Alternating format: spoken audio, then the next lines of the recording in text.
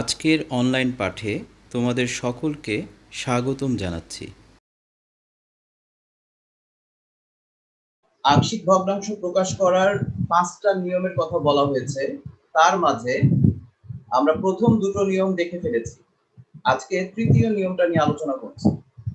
দেখো, গ নাম্বার দিয়ে বলা হয়েছে যখন হরে বাস্তব ও একঘাত বিশিষ্ট উৎপাদক থাকে, এইগুলো হচ্ছে বাস্তব এবং একঘাত বিশিষ্ট উৎপাদক। দেখো, এক্স এর সাথে পাওয়ার 1 এর উপরে নেই এবং সেগুলোর কয়েকটি পুনরাবৃত্তি হয়। কয়েকটি পুনরাবৃত্তি হয় কথাটার মানে হচ্ছে, যদি এরকম কোন উৎপাদকের উপর স্কয়ার, কিউ এই জাতীয় কিছু থাকে, তখন এটাকে বলা হচ্ছে পুনরাবৃত্তি। আমরা গতদিন পর্যন্ত যে কয়টা ম্যাথ করেছিলাম সেগুলোর একটার হরের ভেতরেও কিন্তু পাওয়ার ছিল না, বাকিটা সেম দেখতে মনে হচ্ছে, কিন্তু এখানে হচ্ছে হোল পাওয়ার আছে। তো যদি এরকম কোন পুনরাবৃত্তি, এটাকে হোল বলা হচ্ছে কেন? পুনরাবৃত্তি, স্কয়ার থাকা মানে এই রাশিটা দুইবার আছে, এজন্য এটাকে বলা হচ্ছে পুনরাবৃত্তি। আচ্ছা, সেক্ষেত্রে আংশিক ভগ্নাংশ করার সময় আমরা যে প্রসেসটা করব সেটাই এখন দেখে নেব। ঘড়ি দিয়ে দেখো, এই পুরো রাশিটাকে লেখা হয়েছে, অভেদ চিহ্ন দেওয়া হয়েছে। একবারে প্রথম যে আছে সে হলো x-1 হোল স্কয়ার। বাট আমরা যে কাজটা করব, প্রথমে এই স্কয়ার ছাড়া এই অংশটাকে একবার লিখব, এরপর স্কয়ার সহ রাশিটাকে একবার লিখব, সর্বশেষ যে আছে তাকে একবার লিখব। এটা হচ্ছে যতটুকু পাওয়ার থাকবে এই রাশিগুলোকে এইভাবে ভাঙিয়ে লেখার সিস্টেম। আমি আবার রিপিট করছি, প্রথম কাজ হচ্ছে যার উপরে পাওয়ার মানে সিরিয়ালে যে আছে তার প্রথমটাকে লিখবো, তার উপরে পাওয়ার থাকলে সে পাওয়ারটাকে লিখবো, এরপরে যা আছে তাকে লিখবো এবং সিরিয়ালে এ বি সি ডি যা হওয়া দরকার তোমরা সেটাই লিখবে। এটা হচ্ছে প্রসেস। এখন এখানে এখানে একটা মিসিং করা হয়েছে, মিস হয়ে গেছে। এখানে তোমার 1 নং সমীকরণটা হবে, ওরা সমীকরণটা ভুলে নিচে দিয়েছে, এটা হলো 1 নং সমীকরণ আর এটা হচ্ছে 2 নং সমীকরণ। আমাদের আগের মতোই কাজ থাকবে, ঠিক আছে? তারপর তোমাদেরকে আরেকটা ধারণা একটু ক্লিয়ার করে দিই। যদি পাওয়ার এখানে কিউব আসতো, x-1 হোল কিউব থাকতো, তাহলে বলো তো কিভাবে লিখতাম? নিচের অংশটুকু শুধু বলবে। তার প্রথমে x-1, তারপর x-1 হোল কিউব, তারপর x-2। না, এখানে একটা মিস হয়েছে। যত পাওয়ার থাকবে প্রত্যেকবার একটা একটা করে পাওয়ার বাড়িয়ে লিখতে হতো। আচ্ছা, আমি একটা অন্যভাবে দেখাই। ধরো কোনো একটা আংশিক ভগ্নাংশ প্রকাশ করতে দিয়েছে, ধরো আছে হলো নিচে এক্স কিউব। আমি বড় অংশ দেখালাম না, এটাকে যদি আমরা ভাঙিয়ে লিখতাম অভেদ চিহ্ন দিয়ে, জাস্ট বোঝার জন্য বলছি, খেয়াল করবে। একবার লিখতাম এক্স, তারপরে লিখবো হচ্ছে এক্স স্কয়ার, তারপরে লিখবো এক্স কিউব। তোমরা কি আমার কথা কেউ বুঝছো না বুঝো নাই? স্যার বুঝছি। বুঝছি। এই মুহূর্তে আছে হলো পাওয়ার স্কয়ার, এই কারণে আমরা দুইবার লিখেছি, অর্থাৎ একবার সিঙ্গেল আর একবার তার পাওয়ার স্কয়ার দিয়ে বাড়িয়ে দিয়েছি। মাথায় রাখবো এই কথাটা। আচ্ছা, তাহলে প্রথম কাজটুকু আমরা সবাই খেয়াল করলাম। এবার আসো, নিচে বাম পাশে যেটা থাকার কথা হর, সেটা দ্বারা উভয় পক্ষকে গুণ করব আগের মতো। উভয় পক্ষকে দেখো গুণ করা হয়েছে, গুণ করা মাত্র যার যেটা নাই তার কাছে সেটাই চলে এসেছে।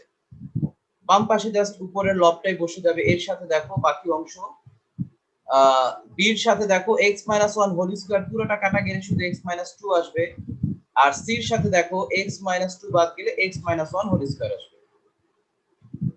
ঠিক আছে, এটা সিম্পল ওয়েতে দেখো, ভালো করে দেখো। আবার এর সাথে ব্যাপারটা ভুল করো না, এর সাথে দেখো x-1 আগে থেকে একটা ছিল, এটা দ্বারা গুণ করলে একটা কমে যাবে, বাকিটা লিখতে হবে।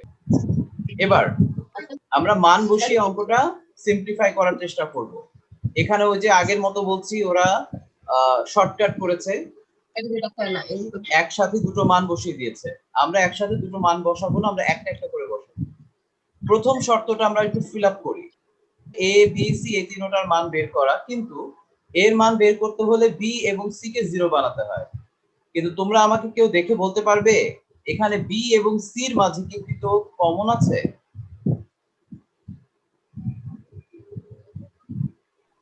No sir. দেখো এখানে x-1, এখানে x-2, কোনো কমন আছে? No sir. তাহলে আমাদের কিন্তু ধীরে ধীরে ব্যাপারটা জটিল আকার ধারণ করছে। আমরা তার আগে সিস্টেমে দেখেছিলাম যে একটার মান বের করতে গেলে বাকি দুটোর মাঝে একটা না একটা কমন পড়ে যায়, দেন সেই মানটা বসালে 0 হয়ে যেত। বাট আমরা এখন দেখতে পেলাম এর মান যদি বের করতে হয়, বি এবং সি এই দুটোর মাঝখানে মিল নেই, তাহলে আমি এর মানটা বের করতে পারছি না। এটা তো সবার জন্য ক্লিয়ার? জি স্যার। জি স্যার। হ্যাঁ আমাকে তাহলে বিপরীত কাজগুলো করতে হবে, যে এর মান ঠিক আছে আমরা পরে হ্যাঁ বের স্যার। আমরা এখন চেষ্টা করব বির মান যদি বের করতে হয়, তাহলে এ এবং সির মাঝে কমন কি কেউ আছে দেখো তো। জি sir, Minus one. x-1। x-1, এই স্কয়ার দেখে ভয় পাওয়ার কিছু নাই, 0 কে যত কিছুই করো সেটা 0ই থাকবে।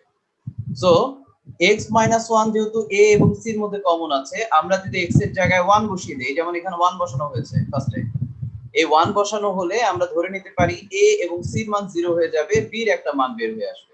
সো দেখো এখানে ক্যালকুলেশনটা সরাসরি করেছে, আমি বলেছিলাম এর জায়গায় প্রয়োজনে 0 দিবে, বি বির জায়গায়, সি এর জায়গায় একটা 0 দিবে প্লাস দিয়ে। মনে আছে এই কথা? জি স্যার। আচ্ছা, দেন বির মান এখানে বের করা হয়েছে -1। গুড, একটা মান বের হয়ে গেল। এবার আমরা তার পরবর্তী ধাপে যাচ্ছি, সেটা হচ্ছে সির মানটা বের করার জন্য আমাকে দেখতে হবে এ এবং বির মধ্যে কেউ কমন আছে কিনা। দেখে বলো তো এ এবং বির মধ্যে কমন আছে কিনা। x-2। x-2, তাহলে x এর মান কত বসালে হবে? 2 বসাতে হবে। আমরা আবার লিখবো যে 2 নং এর উভয় পক্ষে x এর মান 2 বসিয়ে পাই, ওদের মতো শর্টকাট করে লিখবো না।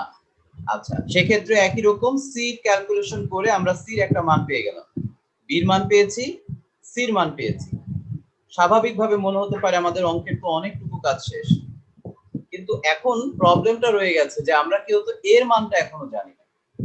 বি এবং সির মান জানলে কিন্তু হবে না শুধু। সো এর মান বের করার জন্য যে প্রসেসটা, এই প্রসেসটা তোমাদের এখানে দেখানোই হয়নি। আমি তোমাদেরকে এখন এই প্রসেসটা বোর্ডে দেখিয়ে দেব। সবাই বোর্ডে দেখতে পাচ্ছো? এটা ছিল তোমার 2 নং সমীকরণ। আমি ইচ্ছাকৃত এখানে অভেদ চিহ্নটাকে বাদ দিয়েছি। মনে রাখবো অভেদ চিহ্ন হচ্ছে দেওয়া অথবা না দিলেও কোনো প্রবলেম নাই, সমান চিহ্ন থাকলেও সেটাকে আমরা দুই পাশে অভেদ বুঝতে পারি। এটা করার একটা কারণ আছে, পরে ব্যাখ্যা করছি। এখন আমরা যে কাজটা করব সেটা হচ্ছে সরাসরি গুণ করে ফেলবো, এই পাশাপাশি এগুলোকে গুণ করে ফেলবো। x² - 2x - x + 2, বীর এখানে কাজটা করে নেই, x - 2 এখানে সূত্রে ফেলা যায়, অর্থাৎ প্রত্যেকটা উপাদানকে আমরা একেবারে সিম্পলিফাই করে ফেলবো। x² থাকলে x² গুলোকে একত্র করব, x গুলোকে একত্র করব, ধ্রুবক রাশি থাকলে ধ্রুবক রাশিগুলোকে একত্র করব। এটা হচ্ছে আমাদের টার্গেট। এরপরে বুঝবে সমীকৃত কথাটার মানে কি। এখন আরেকটু কাজ যদি করে নেই, এখানে এর ভেতরে পাচ্ছি x² - 3x + 2,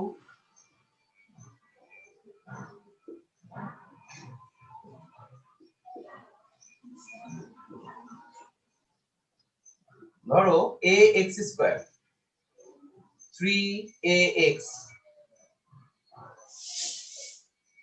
তারপরে হচ্ছে অথবা a আগে যদি না থাকে দরকার নেই, 2a। স্যার 3x এ লেখা যেত না? বুঝিনি? স্যার 3x এ এভাবে লেখা যেত না? আচ্ছা যাও ওভাবে লিখো, যাও সুবিধা হয়। cx² - 2xc + c। একটু ভালো করে দেখো, আমি তেমন কিছুই করিনি, প্রত্যেকটা উপাদানের সাথে জাস্ট গুণ আকারে দেখিয়ে দিলাম। দেখিয়ে দেওয়ার পরে আমাদের এখন যে টার্গেট সেটা হচ্ছে যতগুলো x² আছে সেগুলোকে একত্র করব, কমন নেব। তোমরা একটু দেখবে কোথাও x² আছে, কার কার সাথে x² ছিল? Sir ax² cx²। এ আর সি না, ভালো করে দেখো।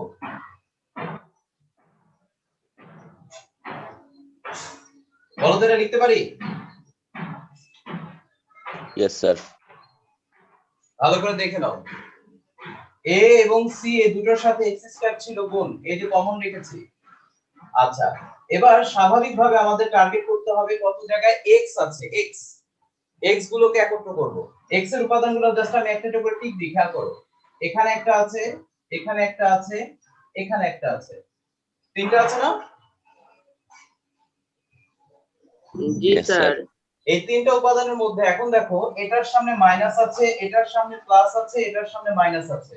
মাইনাসটাকে যদি অ্যাভয়েড করতে চাও তাহলে প্লাসের অংশটাকে আগে রাখি, এটা বোঝার জন্য বলছি। যেমন এখানে আছে বি, এবার এখান থেকে নিয়ে আসো -3x।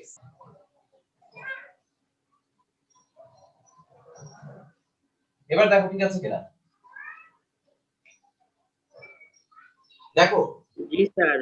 বি আগে লিখেছি কারণ বির সামনে প্লাস ছিল। এখন তুমি যদি বলো স্যার না আমি -3 এটাকে আগে লিখবো, তাহলে মাইনাস কমন নিয়ে ব্র্যাকেটের মধ্যে সাজাতে গেলে পরের গুলো চিহ্ন চেঞ্জ করতে হবে, ঝামেলাটা বেড়ে যায়। আমরা ঝামেলা কমিয়ে কাজটা করতে যাচ্ছি।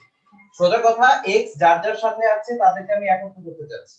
তাহলে অলরেডি আমাদের এই তিনটা উপাদান চলে আসছে, এটা মুছে দিই, আমার আর এটা দরকার নেই। এবার এক্স ছাড়া মুক্ত অবস্থায় কে কে আছে দেখো তো। 2a - 2b + c লিখে দেই সিরিয়ালে, এটা ব্র্যাকেট দেওয়া লাগবে না।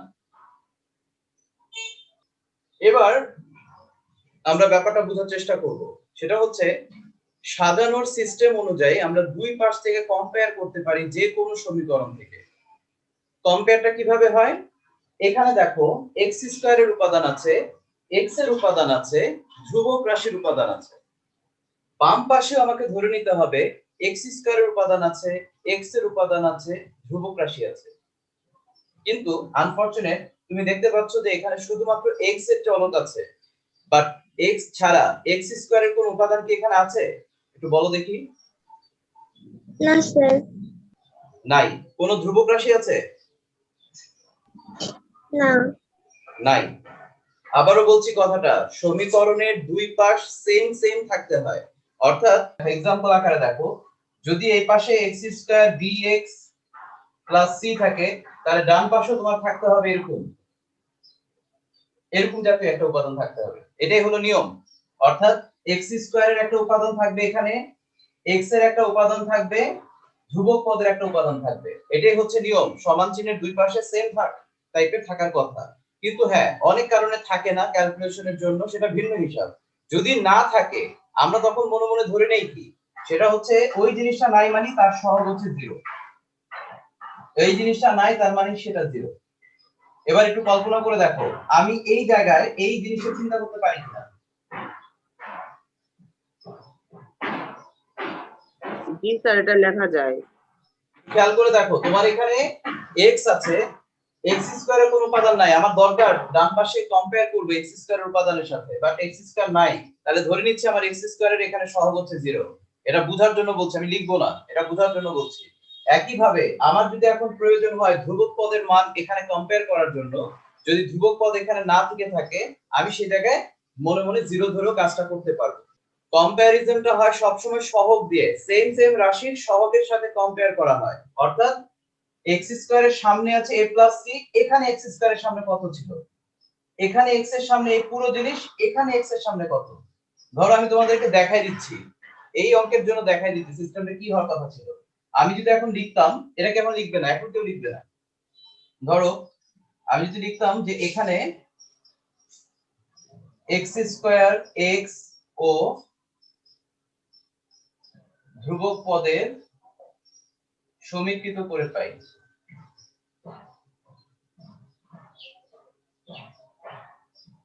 পদের না লিখে পদ লিখতে হবে। x² x ও ধ্রুবক, আচ্ছা হ্যাঁ, সমীকৃত করে পাই। সমীকৃত কথার মানে হচ্ছে দুই পাশের সেম চলক রাশি বা যে অবস্থা দেখেছি তার সহগগুলোকে সমান করাকেই বলা হয় সমীকৃত করা। এখন প্রথমে বলেছি x² এর, x² এখানে আছে a + c, কিন্তু এই পাশে নাই, তার মানে ধরে নিতে হবে এই পাশে 0 ছিল। তোমরা কি এই লাইনটা বুঝছো? জি স্যার, আমরা 0 ধরে নিছিলাম। খেয়াল করো, x² এর সহগ আমরা চিন্তা করছি, x² এর সহগ ডান পাশে এটা আছে কিন্তু বাম পাশে নাই, তার মানে বাম পাশেটাকে আমি 0 ধরবো, যেটা নাই সেটা 0। আচ্ছা, স্বাভাবিকভাবে x এর সহগ নিয়ে যদি চিন্তা করো, বলো তো এখানে x এর সামনে কত আছে সহগ? 1 অন 1, তাহলে 1 ইকুয়াল টু লিখতে পারতাম b minus 3a minus 2c লিখতে পারতাম। আচ্ছা, আর সর্বশেষ ধ্রুবক পদ বলতে x ছাড়া x স্কয়ার ছাড়া এখানে যা আছে এই পুরোটাই হলো ধ্রুবক পদ, কিন্তু এখানে ধ্রুবক পদের কিচ্ছু নাই, তার মানে এটাকেও আমরা চাইলে কি ধরতে পারি 0। ব্যাপারটা আমরা বুঝে নিলাম, সমীকৃত করার ব্যাপারটাই হচ্ছে এরকম, আমরা পুরো উপাদানগুলোকে একেবারে সিম্পলিফাই করে ফেলবো, সিম্পলিফাই করে যথাক্রমে পাওয়ার আকারে এদেরকে সাজাবো। কোন কোন অঙ্কে x কিউব আসতে পারে, x টু দি পাওয়ার 4 আসতে পারে, এটা কোনো ফ্যাক্ট না, তুমি অঙ্ক করতে নিলেই বুঝবে যে তোমার সর্বোচ্চ পাওয়ার কত, সেই অনুযায়ী তুমি উপাদানগুলোকে এভাবে এভাবে করে সাজাবে। সাজানোর পর তোমার যেটা যেটা দরকার তুমি তার তার পদকে সমীকৃত করবা। আমি তোমাকে এখানে তিনটাই সমীকৃত করে দেখিয়েছি, তুমি অঙ্ক দেখলেই বুঝতে পারবা যে তোমার একটা বা দুইটা মান বের করলে উপকার হয় কিনা, এটা তুমি নিজে বুঝবে করতে করতে। আর যদি কেউ নাও বুঝো সমস্যা নাই, সবারটা বের করে রাখো, তারপরে বুঝবা যে সমস্যা কিভাবে সমাধান করতে হয়। আচ্ছা, এখন আমরা আসি বইয়ের উদাহরণে কেন শুধুমাত্র x স্কয়ারের সহগটাকে সমীকৃত করেছে, বাকিগুলো কেন করেনি। এটার ব্যাখ্যাটা হচ্ছে আমরা কিন্তু অলরেডি b এবং c এর মান পেয়ে গেছি, আমরা কেবলমাত্র এর মানটা জানি না, ঠিক কি না? হ্যাঁ তাহলে জি স্যার আমরা যদি x স্কয়ারের সহগটাই যদি বের করে ফেলতে পারি সমীকৃত করে, তাহলে অলরেডি a প্লাস c কালো যদি 0 হয়, c এর মান আমরা জানি, c এর মান বসিয়ে দিলেই তো আমার এর মানটা বেরিয়ে যায়। আবার কি বাকি দুটো সমীকরণ দিয়ে কোনো কাজ করার দরকার আছে? নো নো স্যার স্যার স্কয়ারের সহগ সমীকৃত করে পাই, সেটাও আরো ভালো, কোনো সমস্যা নেই, এটা লিখলেও ভালো। আচ্ছা, এখন a প্লাস c এটার মান 0। আচ্ছা, কে বলতে পারে c এর মান কত দেখেছিলাম আমরা ওখানে 2 না? ইয়েস স্যার জি স্যার তাহলে a প্লাস 2 ঘুরিয়ে লিখলে এর মান -2 আসছে। ওকে, তাহলে আমরা এখান থেকে ক্যালকুলেশন করে দেখলাম এই যে এর মান বের হয়েছে -2, মাঝখানে কতগুলো লাইন ছিল। আচ্ছা, এখন আমরা এই তিনটা ভ্যালু যদি বসিয়ে দেই তাহলে আমাদের নির্ণেয় আংশিক ভগ্নাংশ প্রকাশ করা হয়ে যাবে। যখন হরে বাস্তব ও দ্বিঘাত বিশিষ্ট উৎপাদক থাকে কিন্তু কোনো পুনরাবৃত্তি হয় না, এই জায়গাটাকে বোঝানো হয়েছে। দেখো এখানে x - 1, x নরমাল, এটা একঘাত, কিন্তু বলা হয়েছে যদি কোথাও দ্বিঘাত থাকে, এই দেখো এটা দ্বিঘাত না x স্কয়ার। ইয়েস স্যার আমরা এতটুকু কনফার্ম থাকবো যে আমাদের এই লেভেলের ম্যাথে ত্রিঘাত দিবে, মানে দ্বিঘাত থাকতে পারে, ত্রিঘাত দিবে না। আচ্ছা, তো এখানে x স্কয়ার দেখে বুঝেছি দ্বিঘাত, কিন্তু পুনরাবৃত্তি নাই, পুনরাবৃত্তি নাই মানে কারো বাইরে স্কয়ার দেওয়া নাই। আচ্ছা, যদি কারো বাইরে স্কয়ার দেওয়া না থাকে সেক্ষেত্রে আমার সাজানোর উপায়টা কি? এখানে দেখো তুমি নিজে হয়তো বলবা যে স্যার আমার তো এখানে উৎপাদক হিসেবে দুইটা, কোনো রিপিটও নাই যেহেতু, তাহলে দুইটা উৎপাদক, তাহলে সেই অনুযায়ী আমি যদি ধরি তাহলে দেখো x - 1 এর একটা আর x স্কয়ার প্লাস 4 এর জন্য একটা, কিন্তু এখানে কিছু চেঞ্জ হয়ে গেছে। এখানে দেখো একটা বড় ধরনের চেঞ্জ এসেছে, এই চেঞ্জটা কেন আসছে আমি ব্যাখ্যা দিচ্ছি। প্রথমটা নিয়ে কারো কোনো চিন্তা থাকার কথা না, নরমাল x - 1 ছিল সিঙ্গেল, এজন্য এটার উপরে নরমালি আমি a ধরে গেছি, কিন্তু দ্বিতীয় যে উপাদানটা ছিল সেটা হলো x স্কয়ার প্লাস 4, এখানে যে x স্কয়ার দেখেছি এই পাওয়ারের জন্য আমার উপরে এখানে একটা x নিয়ে আসতে হবে। কেন আসছে আমি ব্যাখ্যাটা দেই, বুঝাই দেই, আমাদের কারো কারো কাছে এটা ইয়া লাগে, খেয়াল করো। ধরো x - 1 আর এখানে যদি x স্কয়ার প্লাস 4 দিয়ে আমরা যদি লসাগু করতাম অঙ্কের শুরুতে, স্বাভাবিকভাবে x স্কয়ার প্লাস 4 এই উপরে চলে আসতো, এখানে চলে আসতো ফার্স্টে, ঠিক কি না? আসতো না? এই যে এটা দেখে ইয়েস স্যার a আছে নাকি b আছে দেখার দরকার নেই, জাস্ট বললাম এটা এই পাশে চলে আসতো, প্লাস x - 1 তাহলে এই পাশে চলে আসতো, কিন্তু x - 1 আসলে এখানে পাওয়ার চলে আসছে x স্কয়ার, এখানে কি পাওয়ার x স্কয়ার আছে? না না স্যার এটাকে ব্যালেন্স করার জন্য ইচ্ছাকৃত এখানে একটা x গুণ আকারে দেওয়া হয়েছে। সবার জন্য বলছি, সিম্পলি এই কথাটা মনে রাখবা, যদি পাওয়ার দেখো কারো উপরে এরকম x স্কয়ার এরকম ভাবে আছে, তবে তার উপরে মানটা ধরার সময় সিরিয়ালে এখানে এ ছিল, তাহলে সিরিয়াল এখানে বি আসবে, তাহলে বি এক্স তার সাথে পরবর্তী আরেকটা আননোন রাশি যোগ করে দিবা। আর যদি কেউ বলে যে স্যার যদি কিউব থাকতো, হ্যাঁ কিউব থাকলে আমি তোমাকে বলে দিতে পারি, বাট সেটা তোমাদের কখনো এই লেভেলে আসবে না। যদি এক্স কিউব প্লাস সামথিং যদি থাকতো, bx স্কয়ার হ্যাঁ তাহলে সেক্ষেত্রে আমার রাশিটা আসতো এরকম, দেখো বি এক্স স্কোয়ার আসতো প্লাস সি এক্স আসতো প্লাস ডি আসতো। অর্থাৎ ধারাবাহিকভাবে তার পাওয়ারটাকে কমাতে হবে, এটা হলো নিয়ম। যদি এই ধরনের নিচে দ্বিঘাত বিশিষ্ট উৎপাদক থেকে থাকে, তবে আংশিক ভগ্নাংশ প্রকাশ করার জন্য আমরা যখন ধরবো তখন এ বাই দিয়ে স্বাভাবিকভাবে যে আছে শুরুতে তাকে লিখবো, প্লাস দিয়ে এর পরেই যদি সে থাকে তবে সেটা লেখার পরপরই উপরে লিখতে হবে বি এক্স প্লাস সি, মানে পরবর্তীটার সাথে এক্স গুণ আর তার পরবর্তী আননোন একটাকে ধরতে হবে। আচ্ছা, এর পরের কাজ আগের মতো, বাম পাশে যা দেখতে পাচ্ছি এই পুরোটা দ্বারা উভয় পক্ষে গুণ করব। উভয় পক্ষে গুণ করার পর যার যেটা নাই তার সাথে সেটা গুণ আকারে রেখে দেব। পাশে কিন্তু এখানে এখনো ওই কথাটা লেখা নাই, যা এক্স এর সকল মানের জন্য সত্য, তোমরা অবশ্যই লিখবে। আচ্ছা, এখন এই জিনিসটা দেখো অলরেডি ক্রিটিক্যাল হয়ে গেছে। ক্রিটিক্যাল হয়ে যাওয়ার পরেও আমাদের টার্গেট থাকবে। আচ্ছা বলো তো আমাদের এখানে আননোন কয়টা?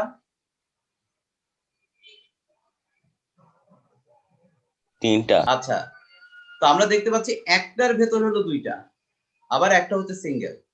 আচ্ছা সমস্যা নাই, আমরা আগে ধীরে ধীরে দেখি এর মানটা বের করতে গেলে এই পুরো অংশটাকে কোনোভাবে জিরো বানানো যায় কিনা। দেখো এখানে এক্স এর জায়গায় জি -1 স্যার আছে, আমরা যদি এখানে কত বসাই 1 বসাই, তাহলে বলো তো এই অংশটুকু জিরো হবে কিনা? পুরোটা জিরো হয়ে যাবে। জি স্যার তাহলে এর একটা মান পাবো। দেখো এই কাজটা এখানে করা হয়েছে, x = 1 বসিয়ে পাই, সুতরাং সেখান থেকে ক্যালকুলেশন করে এর মান 1/5 বের করা হয়েছে। এতটুকু পর্যন্ত আগে বলো বুঝছি কিনা। জি স্যার। জি স্যার বলেছি যে এখন এটাকে কোনোভাবে যদি জিরো করেও থাকি, বি এবং সির মান একত্রে থাকবে। তো বি এবং সি যদি একত্রে থাকে সেক্ষেত্রে কিন্তু তুমি মান বের করতে পারছো না, কারণ এর মানের মাধ্যমে বি এবং সি একসাথে বের করবা কিভাবে? সবসময় একটা কথা মনে রাখবা, যতগুলো আননোন রাশি থাকবে ততগুলো সমীকরণ থাকতে হবে, আদারওয়াইজ তাদের মান বের করা যায় না। আবার কথাটা বলি, খেয়াল করে শুনবে, মান নির্ণয় করার সিস্টেম হচ্ছে সমীকরণ থেকে যতগুলো আননোন রাশির মান বের করতে হবে ততগুলো সমীকরণ থাকতে হবে। তোমরা দেখেছো ক্লাস 8 এ থাকতে তোমাদের যখন অপনয়ন প্রতিস্থাপনের অঙ্ক করা হতো তখন দেখবে যে এক্স ওয়াই দিয়ে দুটো সমীকরণ থাকতো। কখনো কি একটা সমীকরণ দেখেছো? না স্যার। না। দুইটা সমীকরণ দেওয়ার কারণই হচ্ছে দুটো থেকে সামহাউ যে কোনো পদ্ধতিতে সমাধান করে তুমি এক্স এবং ওয়াই এর মানটা বের করতে পারবে। এটা হলো নিয়ম, আজকে থেকে মনে রাখো। এখন যদি বলতো যে স্যার যদি জেড থাকতো তাহলে অবশ্যই 3টা সমীকরণ থাকতো, এক্স ওয়াই জেড বিশিষ্ট 3টা সমীকরণ থাকতো। 3টা সমীকরণের মধ্যে ক্যালকুলেশন করেই কেবলমাত্র আমি ওই 3টার মান বের করতে পারতাম। এখন যেটা তোমাদেরকে বেসিক ধারণা দিচ্ছি সেটা হলো এর মান বের করে ফেলতে পেরেছো, বাট বি এবং সি এর মানটা তুমি এখান থেকে বের করতে পারবে না। সুতরাং আমাকে সমীকৃত ওই সিস্টেমে যেতে হবে, আর সমীকৃত করার পর কমপক্ষে দুটো সমীকরণের মাধ্যমে আমাকে বি এবং সি এর মানটা বের করতে হবে। আচ্ছা এখানে এক্স ছিল বাম পাশে থাকুক, এর সাথে কে ছিল আমি আগেই যদি গুণ করে ফেলতে চাই সেটাও পারবো। বলো তো এ x² + 4a কিনা বলো। জি স্যার। লিখলাম, পাশে যেটা আছে একবারে গুণ করে দিচ্ছি, bx² হবে কিনা, তারপরে -bx, তারপরে cx আর -c। দেখো তো গুণটা হয়েছে না? এখন জি স্যার হইছে। আমাদের টার্গেট হচ্ছে চলক যে যেমন আছে তার পাওয়ার অনুযায়ী সাজানো। তাহলে আমরা এখান থেকে দেখতে পাচ্ছি a + b লেখা যায় x² কে গুণ আকারে যদি কমন আকারে সাজাই, এভাবে করে যদি আমরা সাজাই তাহলে x² এর সাথে রাখলাম। এবার দেখতে হবে x এর উপাদান কেউ আছে কিনা। দেখো x এর উপাদান আছে -bx + cx। বলো তোমরা কোনটাকে আগে লিখলে সুবিধা? C K. Sir plus. তার মানে c - b যদি লিখি ইনটু x লিখি তাহলে আমাদের চিহ্নের ঝামেলাটা কমে গেল। আর অবশিষ্ট এলোমেলো ভাবে পড়ে আছে কে কে, 4a পড়ে আছে, -c পড়ে আছে। এটা হলো ধ্রুবক রাশি হিসাবে আমাদের কাউন্ট করতে হবে। আচ্ছা, এখানেও আমাদের দুর্ভাগ্য বলো বা সৌভাগ্য বলো, শুধুমাত্র x আছে। এখন আমরা যে তুলনা করতে চাচ্ছি সেই তুলনাটা কার কার সাথে করলে সুবিধা সেটা আমরা এখন বুঝবো। বলো তো আমাদের কার কার মান জানা দরকার? স্যার আমার এক্স স্কয়ার আর ধ্রুব রাশির এ আর বি এর মান বের করা দরকার। আমাদের দরকার b এবং c এর মানটা বের করা। এখন তোমাদের হাতে অপশন আছে দুইটা, যে v এবং c এর মানটা বের করব। ওরা এখানে যেটা করেছে, আমি এটার বাইরে আরেকটা কাজ করতে পারতাম, সেটা তোমাদেরকে বলবো। দেখো তো a আর b যেটা আছে, তুমি তো এর মানটা জানো, তার মানে এর মানটা বসিয়ে দিলে b এর মানটা বের হয়ে যাবে না এক পাশে কারোর সাথে কম্পেয়ার করে? বলো। জি স্যার, জিরোর সাথে। আচ্ছা, ধরো এখান থেকে তুমি b এর মান বের করলা, আর এখন যদি কেউ বলে স্যার আমি তো b এর মানটা জানি, তাহলে এখান থেকেও বের করা যাবে। এটা হলো একটা প্রসেস। আরেকটা জিনিস আমি বলতে চাচ্ছিলাম, সেটা হচ্ছে দেখো 4a - c এটা হলো ধ্রুবক পদ। তো ধ্রুবক পদ যেহেতু আছে, এখানে এর মান জানি, c এর মানটা বের হয়ে যাবে না? বলো। যাবে। ঠিক আছে, এখন তোমাদের বইয়ে যে কাজটা করেছে সেটা হলো x স্কয়ার এবং x এর সহগ সমীকৃত করে পাই লিখেছে। তার মানে যে x স্কয়ারের সহগ সমীকৃত করেছে, x স্কয়ার এখানে নাই, তার মানে ধরে নিতে পারি সেটা কি 0 নাকি? আগেরটার মতো বুঝছি তো, না বুঝি নাই? বুঝছি। আচ্ছা, এর মান কত? এর মান জানি আমরা 1/5। তাহলে b এর মান কত হবে বলো তো, সাইড চেঞ্জ করে দিলে? -1/5। -1/5 হয়ে যাবে যদি আমরা এখান থেকে b টাকে রেখে 1/5 টাকে ঘুরিয়ে দিই, অথবা লাইনটাকে একবারে সাজাবো। যখন বুঝতে পারবা একটা লাইন কম করো, কোনো সমস্যা নেই। -1/5 চলে আসলো। এই হচ্ছে b এর মানটা বের হয়ে গেছে। এবার তুমি যদি c এর মানটা বের করতে চাও, এটার সাথে কম্পেয়ার করেও করতে পারো, আমি বলেছি এটার সাথে কম্পেয়ার করেও তুমি করতে পারো। This is your decision. ওরা যেটা করেছে এই -1/5 এই b এর জায়গায় বসিয়েছে, দেন c এর মানটা বের হয়েছে। আচ্ছা বলো তো কম্পেয়ার করলে কি হবে? এটার সাথে এটা কম্পেয়ার করলে কত হবে বলো দেখি? 1 থাকবে না? এখানে x স্কয়ারের সহগ হচ্ছে 1, আর এখানে x এর সহগ হচ্ছে c - b। তোমরা কি আমার কথা বুঝতেছো? জি স্যার। ধ্রুবক পদেরটা দেখাই, তাও এটা 0 হবে, কারণ ওখানে কোনো ধ্রুবক পদ নাই। আমি ধরো এটা দিয়ে দেখাচ্ছি বোঝানোর জন্য। ধরো 4a - c হতো 4a, 4 এর জায়গায় থাকুক, এর মান কত? 1/5 1/5, তার মানে 5টা নিচে। বলো তো এভাবে লিখতে পারতাম না? জি স্যার যেহেতু মাইনাস আছে, সাইড চেঞ্জ করে দিলে 4/5। আর কোনো মান চেঞ্জ হবে না, চিহ্ন পরিবর্তন হবে না তেমন, তার মানে c হচ্ছে 4/5, ঠিক কি না? সবাই কি বুঝছেন না বুঝেন নাই? বুঝছি সর্বশেষ মান বসানোটা দেখো, এই যে দেখো এইভাবে রেখে দিলে তোমার অঙ্ক হবে, তারপর ওরা একটু সিম্পলিফাই করেছে, সিম্পলিফাইটা দেখবে। আচ্ছা, নাম্বার নিয়মটা হচ্ছে যখন হরে বাস্তব ও দ্বিঘাত বিশিষ্ট উৎপাদক থাকে এবং সেগুলোর কয়েকটির পুনরাবৃত্তি ঘটে। যেটা বলেছিলাম যে গ এবং ঘ এই দুইটা নিয়মকে অনুসরণ করে একত্রে এই কাজটা করা হয়েছে। তোমরা এটা খেয়াল করলে বুঝতে পারবা। এখানে দেখো স্কয়ারের কাজটাও আছে, আবার এই যে দ্বিঘাতের ব্যাপারটাও আছে, তাহলে দুটো নিয়ম একসাথে হয়েছে। সেক্ষেত্রে আমরা কি করব? এই যে দেখো সিস্টেমটা দেখো, আমি এই কথাটাই কিছুক্ষণ আগে একটু হিন্টস দিয়েছিলাম যে যথাক্রমে পরবর্তীটাও হতে থাকবে। দেখো এখন x সিঙ্গেল আছে, তাহলে x কে আলাদাভাবে লিখলাম a/x, x স্কয়ার প্লাস 1 কে আগে লিখবো, স্কয়ারটা পরে। তাহলে x স্কয়ার প্লাস 1 কে যদি আমি সাজাই, তাহলে পাবো আমরা bx প্লাস c। এরপর যেহেতু স্কয়ার আছে, তাহলে এই স্কয়ার সমন্বিতভাবে আবার করব, যেহেতু এখনো তোমার নিচে দ্বিঘাত চলক রয়ে গেছে, সুতরাং উপরে এই ব্যাপারটা আবার তোমার হবে। ততক্ষণ পর্যন্ত এরকম দ্বিঘাত বিশিষ্ট থাকবে, ততক্ষণ পর্যন্ত এই সিস্টেমটাই চলমান থাকবে। এখন এই অঙ্কের ঝামেলাটা কোন জায়গায় সেটা একটু বুঝো। ঝামেলা বা কষ্টের ব্যাপারটা হচ্ছে এখানে যে উপাদান আমরা দেখছি এখানে অংশ হচ্ছে 3টা, কিন্তু তোমার আননোন রাশি এসে পড়েছে 5টা, ঠিক কি না? হ্যাঁ। Yes, sir. A B C D E আমরা 3টা বের করতে গেলে আমাদের কষ্ট হয়ে যায়, এখানে আমাকে 5টা বের করতে হবে। এই 5টা বের করার জন্য মানে এই দেহের সর্বোচ্চ শক্তি নিয়োগ করতে হবে এখানে। তাহলে আসো আমরা এখান থেকে কি করব? প্রথম কাজ তো আমরা সবাই জানি, সমীকরণ থেকে আমরা যে কাজ করি বাম পাশের হর দ্বারা উভয় পক্ষকে গুণ করি। ওই যে আগের মতো গুণ করার পর যার যেটা নাই তার সাথে সেটা চলে আসছে।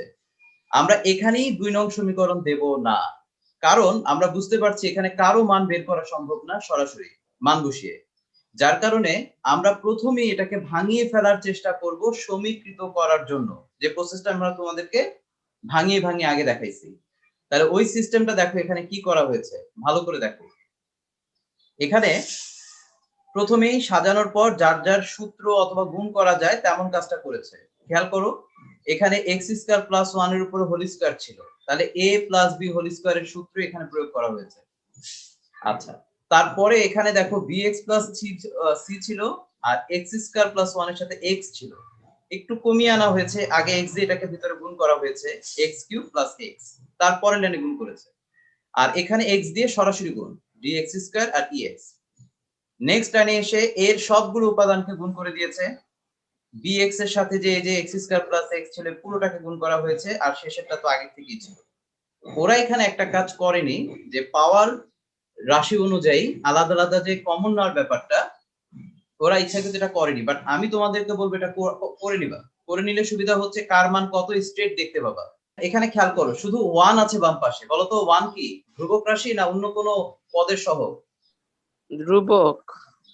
তার মানে ধ্রুবক পদটা বাদে আমার এখানে যা যা আছে প্রত্যেকের মান আমার 0 ধরে কাজ করতে হবে, ঠিক না? Yes sir. আচ্ছা, এবং এখানে একটা খেয়াল করো অটোমেটিক একটার মান বের হয়ে গেছে। এটা যেহেতু ধ্রুবক, তুমি দেখো তো এখানে ধ্রুবক পদ কেবলমাত্র a কিনা, আর কেউ আছে? জি স্যার, এর মান। জি স্যার। হ্যাঁ, কখনো কখনো দেখবা ঝামেলার মধ্যেও শান্তি, এটা হলো শান্তি। স্যার এ থেকে বি এর মানও বের করা যাবে, a তুমি- প্লাস বি সমান 0। তুমি যদি প্রথমেই বুঝতে পারো যে আমার কোনটার মান বের করে ফেলতে পারলে এর পরের মানগুলো বের করা আমার জন্য সহজ, আমি সেটাই বললাম তুমি তোমার প্রসেস করবা।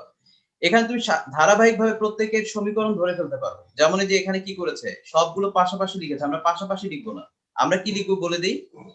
এখানে সিরিয়াল যেটা করেছে সেটা লিখবো। দেখো x to the power 4 x cube x square x এর সহগ এবং ধ্রুবক পদ সমীকৃত করে পাই, এই কথাটা খেয়াল করবা। চলক রাশির ক্ষেত্রে সহগ আর ধ্রুবকের ক্ষেত্রে ধ্রুবক পদ, এই কথাটা উল্লেখ করতে হয়, সমীকৃত করে পাই। তুমি সিরিয়ালে x টু দি পাওয়ার 4 এর ক্ষেত্রে পেয়েছি a plus b equal to 0, এটা পাশে লিখে দিবা।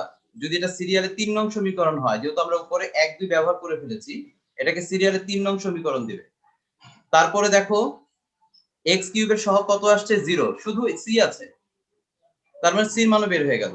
এটা ধরো 4 নং, তারপরেরটা 5 নং, তারপরেরটা 6 নং, তারপরেরটা 7 নং, তুমি এভাবে সমীকরণ আকারে দিবে। সমীকরণ দেওয়ার পর যদি দেখো যে কারো সরাসরি মান পেয়ে গেছে, দ্যাটস গুড। এরপর তুমি শুধু বুঝে বুঝে মান বসাই দিবা, যেখানে বসালে আরেকটার মান ইজিলি বের হয়ে যায়। যেমন তুমি এর মান যদি এখানে 3 নং সমীকরণে বসিয়ে দাও, তাহলে তুমি বি এর মান পেয়ে গেলা। তাহলে তুমি এর মান জানো, বি এর মান জানো, সি এর মান জানো, কারণ সি এর মানে যেখানে বের হয়ে গেছে। এরপর দেখো এই যে এখানে এ বি ডি আছে, তাহলে তুমি এখানে এই সমীকরণটার ভেতরে এ এবং বি এর মান বসিয়ে দাও। সি প্লাস ই সমীকরণও তো হয়, সি সমান 0। এই যে দিছে তো, এই যে জি স্যার, ই সমান 0 হবে। ঘুরে ফিরে তুমি প্রত্যেকটার মধ্যে মান বসিয়ে দাও, তোমার মানগুলো বের হয়ে যাবে। আমরা এখান থেকে 5টা মান বের করে ফেলেছি। তুমি কখনো কখনো দেখবা যে পূর্বের যে অঙ্ক আছে তার থেকে এই অঙ্কগুলোর হিসাবটা অনেক তাড়াতাড়ি শেষ হয়ে যাবে যদি কেউ বুঝতে পারে। বের হয়ে যাওয়ার পর তুমি মানগুলো বসাবা, বসানোর সময় আমাদের এখানে বেশ কয়েক জায়গায় 0 আছে, এজন্য কোনো কোনো জায়গায় দেখো অংশগুলো নাই, আবার 1 আছে, দেখো গুণ হয়ে কিছুই আসে নাই। আমি বলে দেই তোমার এই জায়গাটার স্যার মান ছিল, অসংজ্ঞায়িত 0। হ্যাঁ আমি বলি এখানে মানটা ছিল bx প্লাস c। এখন আমরা খুঁজি, b এর মান হচ্ছে -1, তার মানে -x হওয়ার কথা ছিল, আর c হচ্ছে 0, তার মানে -x, কিন্তু এই যে x এর মাইনাসটা এই যে সামনে নিয়ে এসেছে, বুঝতে পেরেছো?